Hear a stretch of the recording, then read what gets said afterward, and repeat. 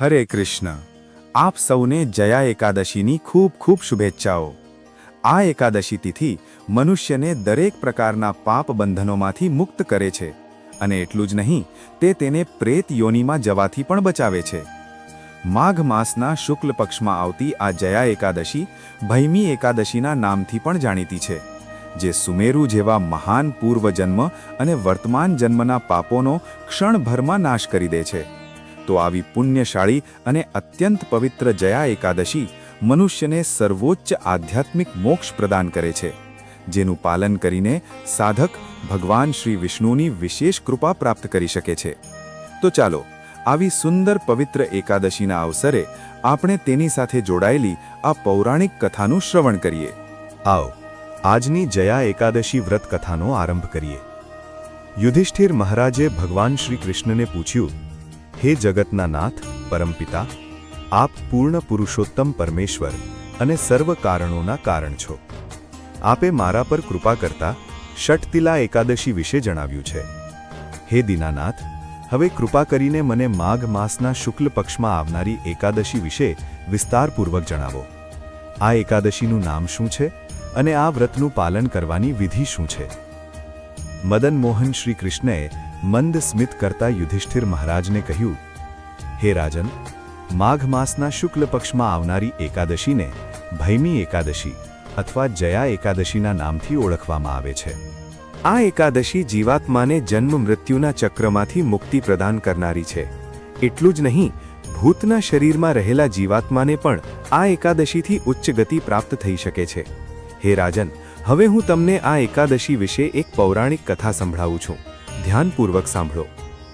આ પ્રકારે કહેતા ભગવાન શ્રી કૃષ્ણએ પદ્મ પુરાણમાં વર્ણવેલી આ કથા કહેવાનું શરૂ કર્યું. અનેક વર્ષો પહેલા સ્વર્ગલોકમાં રાજા ઇન્દ્ર રાજ્ય કરતા હતા. તેમના લોકમાં બધા દેવતાઓ પ્રસન્ન હતા. પારિજાતના ફૂલોથી લદાયેલા નંદનવનમાં દેવરાજ ઇન્દ્ર સોમરસનું પાન કરી રહ્યા હતા અને 50 લાખ અપ્સરાઓ દ્વારા કરવામાં આવેલી સેવાનો આનંદ લઈ રહ્યા હતા. અપ્સરાઓ દેવરાજ ઇન્દ્રને પ્રસન્ન કરવા માટે નૃત્ય કરતી અને પુષ્પદંતના નેતૃત્વમાં હજારો ગાયકો સુંદર સંગીતનું પ્રસ્તુતિકરણ કરતા. મુખ્ય સંગીતજ્ઞ ચિત્રસેન પોતાની પત્ની માલિની અને પુત્ર માલ્યવાન સાથે ત્યાં ઉપસ્થિત હતા. તે સમયે પુષ્પવતી નામની એક અપ્સરા પણ ત્યાં હાજર હતી. પુષ્પવતી અને માલ્યવાન એકબીજા પ્રત્યે આકર્ષિત થઈ ચૂક્યા હતા. આ કારણે દેવરાજ ઇન્દ્ર સમક્ષ તેમના નૃત્ય અને સંગીતમાં ભૂલો આવી રહી હતી.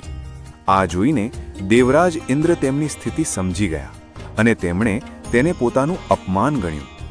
ક્રોધપૂર્ણ સ્વરોથી દેવરાજ ઇન્દ્રે કહ્યું, હે મૂર્ખાઓ, તમે બંને મને પ્રસન્ન કરવાનો ઢોંગ કરી રહ્યા છો, પરંતુ વાસ્તવમાં તમારા બંનેની એકબીજા પ્રત્યેની આસક્તિ સ્પષ્ટપણે મને દેખાઈ રહી છે. આ ભરી સભામાં આ પ્રકારે તમે બંનેએ મારું અપમાન કર્યું છે.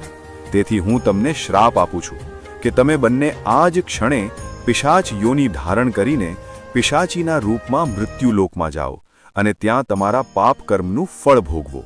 ઇન્દ્રદેવના આ કઠોર વચનો સાંભળીને માલ્યવાન અને પુષ્પવતી અત્યંત શર્મિંદા થયા અને તે જ ક્ષણે તેઓ બંને સુંદર નંદનવનમાંથી પિશાચ શરીર પ્રાપ્ત કરીને પૃથ્વીલોકમાં હિમાલયના શિખરો પર આવી પહોંચ્યા. ત્યાં જતાં જ તેમની સ્વાદ, સ્પર્શ, ગંધ આ તમામ સંવેદનાઓ લુપ્ત થઈ ગઈ. તે જગ્યાએ ચારે બાજુ બરફ જામી ગયેલો હતો, જ્યાં ન તો ખાવા માટે કંઈ હતું કે ન તો પીવા માટે પાણી. ઠંડીના કારણે તેમના દાંતમાં કંપન થઈ રહ્યું હતું અને આ પ્રકારે તેઓ પોતાના દિવસો વ્યતીત કરવા લાગ્યા. એક દિવસ માલ્યવાને પોતાની પત્નીને કહ્યું, ખબર નહીં અમે કયા પાપ કર્મ કર્યા હશે કે અમને પિશાચનું આ શરીર મળ્યું. આ પ્રકારે શોક કરતા તેઓ તે ઠંડીમાં એક ગુફાની અંદર બેઠા રહ્યા.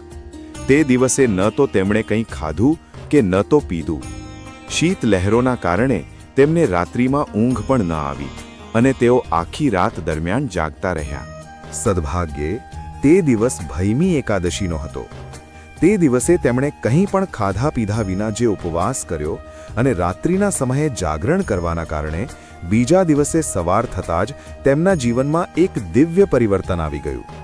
તેમણે પિશાચનું શરીર છોડીને દેવતાઓના પોતાના શરીરને ફરીથી ધારણ કર્યું. આકાશમાંથી પુષ્પવર્ષા થવા લાગી અને એક દિવ્ય વિમાન તેમને સ્વર્ગ લઈ જવા માટે ત્યાં આવી પહોંચ્યું.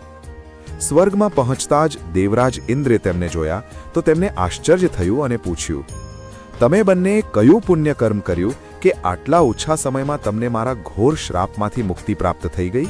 આ પ્રશ્નનો ઉત્તર આપતા માલ્યવાને કહ્યું, હે રાજન, આ માત્ર પરમ ભગવાન શ્રી કૃષ્ણની કૃપાને કારણે થયું છે. અમે અજાણતા જ પરમ ભગવાન શ્રી હરિની પ્રિય ભૈમી એકાદશીનું પાલન કર્યું હતું. આ અજ્ઞાત સુકૃતિના કારણે જ અમને અમારું દિવ્ય શરીર ફરીથી પ્રાપ્ત થઈ ગયું. આ સાંભળીને દેવરાજ ઇન્દ્ર ખૂબ જ પ્રસન્ન થયા અને તેમણે કહ્યું, તમે બંનેએ ભગવાન શ્રી કૃષ્ણની ભક્તિમય સેવા કરી છે, તેથી તમે બંને મારા માટે પણ હવે પૂજનીય બની ગયા છો અને હું જોઈ શકું છું કે હવે તમે સંપૂર્ણપણે શુદ્ધ થઈ ચૂક્યા છો. આ પ્રકારે ઇન્દ્રદેવે તે બંનેને સ્વર્ગલોકમાં ફરીથી સ્થાન પ્રદાન કર્યું. આ કથાનું સમાપન કરતા ભગવાન શ્રી કૃષ્ણએ કહ્યું, હે યુધિષ્ઠિર મહારાજ, એટલા માટે દરેક મનુષ્યએ આ પરમ કલ્યાણકારી ભૈમી એકાદશીનું નિષ્ઠા અને શ્રદ્ધાપૂર્વક પાલન કરવું જોઈએ. આ દિવસે કરેલો ઉપવાસ જીવાત્માને વૈકુંઠની પ્રાપ્તિ કરાવે છે અને જે વ્યક્તિ ભૈમી એકાદશીની આ કથાનું શ્રવણ અથવા પઠન પણ કરે છે તેને પણ અગ્નિષ્ટોમ યજ્ઞનું ફળ પ્રાપ્ત થાય છે.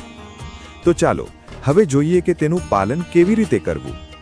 સૌથી પહેલા એકાદશીના એક દિવસ પહેલા દશમીના દિવસે સંધ્યા પછી અન્નનું ભોજન ગ્રહણ ન કરવું. બીજા દિવસે સવારે બ્રહ્મ મુહૂર્તમાં ઉઠી જાઓ અને સ્નાન વગેરે નિત્ય કર્મથી પરવારીને ભગવાન શ્રીકૃષ્ણની મંગળા આરતી કરો. આ આરતી તમે તમારા ઘેર અથવા નજીકના મંદિરમાં કરી શકો છો. તે પછી તુલસી દેવીને જળ અર્પણ કરો, તેમની 3 વાર પ્રદક્ષિણા કરો અને તેમને પ્રણામ કરતા તેમના મંત્રનો ઉચ્ચારણ કરો. તુલસી દેવીનો પ્રણામ મંત્ર નીચે ડિસ્ક્રિપ્શન બોક્સમાં આપેલો છે. ત્યારબાદ તુલસી દેવીની સામે આસન પર બેસીને હરે કૃષ્ણ મહામંત્રનો વધુમાં વધુ માત્રામાં જાપ કરો. આ મંત્ર તમે બધા જાણો છો. હરે કૃષ્ણ કૃષ્ણ કૃષ્ણ હરે હરે, હરે રામ રામ રામ હરે હરે. એકાદશીના દિવસે ઉપવાસ તમે તમારી શારીરિક ક્ષમતા અનુસાર અલગ અલગ પ્રકારે કરી શકો છો. જેમ કે સંપૂર્ણ નિર્જળા ઉપવાસ, જેમાં અન્ન કે જળ લેવામાં આવતું નથી, અથવા માત્ર જળ સાથે કે જળ, દૂધ અને ફળ સાથે, અથવા એકાદશી પ્રસાદ, દૂધ, ફળ વગેરે સાથે. પરંતુ સૌથી મહત્વપૂર્ણ વાત એ છે કે આ દિવસે કોઈ પણ પ્રકારનું અન્ન ખાવું ન જોઈએ. ઘઉં, ચોખા, દાળ, કઠોળ વગેરેનો ભોજનમાં ઉપયોગ બિલકુલ ન કરવો. નકામી ચર્ચા, નિંદા, જૂઠ વગેરેથી બચો અને વધુમાં વધુ હરે કૃષ્ણ મહામંત્રનો જાપ કરો. બીજા દિવસે સવારે ઉઠીને ભગવાનની મંગળા આરતી કે દર્શન કરો અને વ્રત પારણાના સમયે કોઈ પણ અન્ન પ્રસાદ સાથે પોતાનું વ્રત ખોલો. આ દિવસે જો શક્ય હોય તો વૈષ્ણવો અથવા બ્રાહ્મણોને દાન પણ આપવું જોઈએ. તો ચાલો શ્રી કૃષ્ણને આપણે આપણા જીવનમાં આમંત્રિત કરીએ. હરે કૃષ્ણ.